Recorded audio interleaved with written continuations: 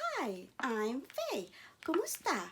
I hope you're all doing fine and in the mood to hear a story.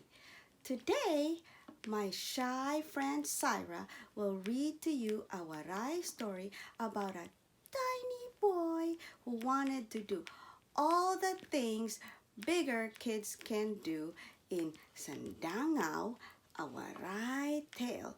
She'll read the story in English first.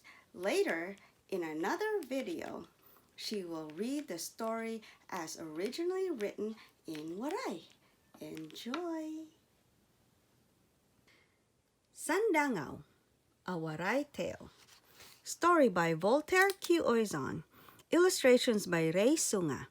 English translation by Firi Jilty Ramos and Merly M. Alunan. What is Waray? The Philippines is a country made up of many islands. Leyte and Samar are twin islands in the eastern seaboard of the Philippine archipelago. It is part of a group of islands called the Visayas. People in the Visayas speak different kinds of languages. Waray is a Visayan language spoken in Samar and half of Leyte. Waray is a word which means none or nothing, and that is how the language, as well as the people who speak it, came to be known. The Warays are hardworking, but they also love fiestas. They love to sing and dance and to tell stories. And this is one of them. This story is about a kid who is Sandangaw, or a handspan tall. It means from the tip of your thumb to the tip of your pinky. Okay, here we go. Once there was a child called Sandangaw. He was already 7 years old, but he was just one handspan tall. One day he said, "Mother, I will winnow the rice." "Oh no, Sandangaw, you'll be blown away." He went to his father. "Father, I will bring the carabao to grace." "No, Sandangaw, it might drag you," his father replied. So he went to his big brother and sister. "Mano, Mana, can I join your game of sipa?" "No, Sandangaw, you might get stepped on," replied Mano and Mana. He consulted Apo Biya, the magic woman. "Apo Biya, what can I do to grow?" "Nanay won't let me help around the house because I'm too small. Tatay won't let me help him in the farm because I'm too small. My Mana and Mano won't let me play with them because I'm too small. I know they love me, but they just afraid I'll get hurt because I'm too small." "Go to the eagle who keeps his nest in the mountains of Danglai," said Apoy Biya. "Remember, if this eagle is awake, his eyes appear tightly closed. But if he's asleep, his eyes are wide open. Do not make a noise if his eyes are open, or he will gobble you up. Go to this eagle, for he can answer your question." Sandangaw hurried to the mountains of Danglai, where, when he reached their peaks, he saw the eagle in its lair, and that the eagle's eyes were tightly shut, meaning that the eagle was wide awake. Sandangaw quickly said his greetings. "Good day, Sir Eagle." "Good day to you as well. What is your business?"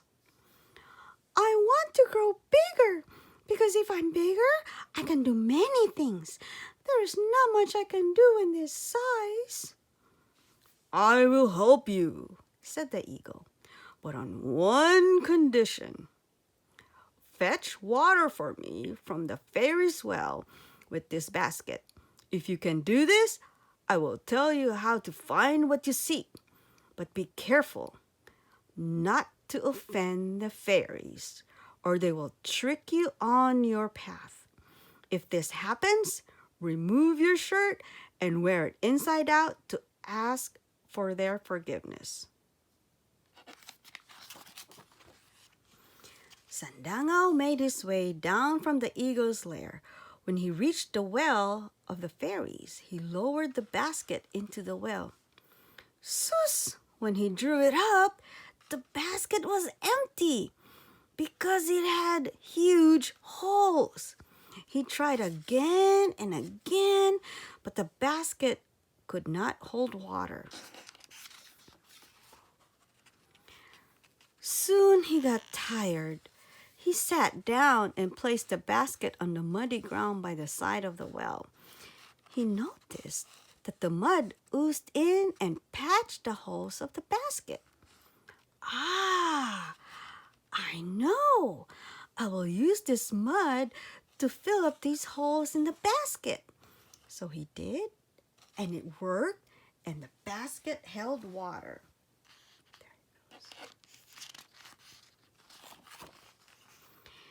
He was in a hurry to return to the eagle's lair, but one of the fairies saw him and said, "Hey, look! That boy took water from our well without asking us. Let's play a trick on him. Let's confuse his way out." As he walked, he noticed that he kept walking in circles. I think the fairies are playing a trick on me, said Sandangaw. He removed his shirt, wore it inside out, and said, "Please forgive me. I took water without permission from you." Then he was able to return to the eagle's lair.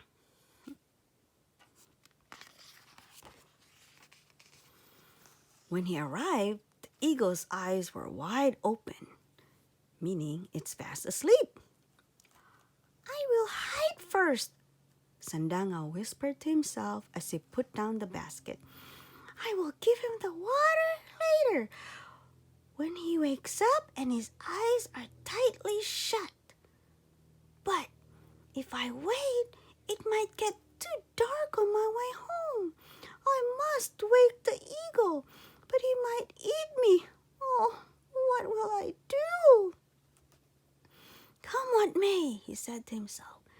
Sandangaw held the water on his head and trembled with fear as he called out softly to the eagle, "Sir Eagle? Sir Eagle? Wake up!" The eagle closed its eyes. Surprised, the eagle asked, "Huh?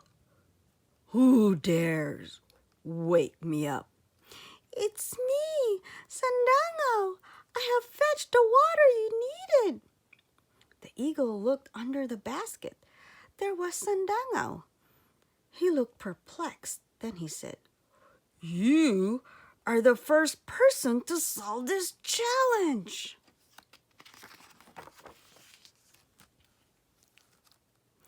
"You won't eat me?" asked Sandangaw. "Why will I eat you? Put that basket down, for I will drink." "Apoy Pia said you would eat the kid if startled from your sleep." The eagle laughed and said, "You found what you sought, Sandangaw. You've grown. You do not need to be physically big to be able to do good things." Sandangaw happily returned home to his family, who learned of his courage and wit. From then on, they allowed him to do big things, even though he was just one handspan tall. The end. Did you enjoy that? So, this is Voltaire, the author, Ray, the illustrator, Firi Jill, and Merle, the translator. I hope you liked the story. Wow, I hope you liked that story. I did. See you soon with the Waray version. If you enjoyed this video and want to hear from me again, be sure to hit that subscribe button below.